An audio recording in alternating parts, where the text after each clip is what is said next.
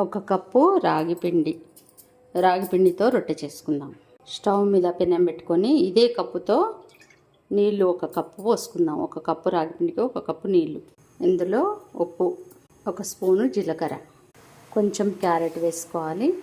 ఎసరొచ్చిన నీళ్ళల్లో పచ్చిమిరపకాయలు, ఉల్లిపాయలు, క్యారెట్, కరివేపాకు, కొత్తిమీర వేసుకొని కలుపుకోవాలి. 1 పెద్ద స్పూను నువ్వులు వేసుకుందాం. ఇందులో ఇప్పుడు 1 కప్పు రాగి పిండి వేసుకొని కలుపుకుందాం.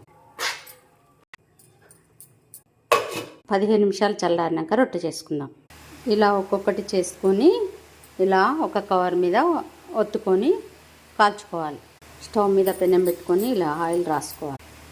ఇలా కాల్చుకోవాలి. సిమ్లో కాల్చుకోవాలి. అన్నీ ఈ విధంగా కాల్చుకోవాలి. రాగి రొట్టెలు రెడీ అయిపోయినాయండి. అక్కడక్కడ క్యారెట్, నువ్వులు తగులుతూ తింటుంటే చాలా బాగుంటాయి.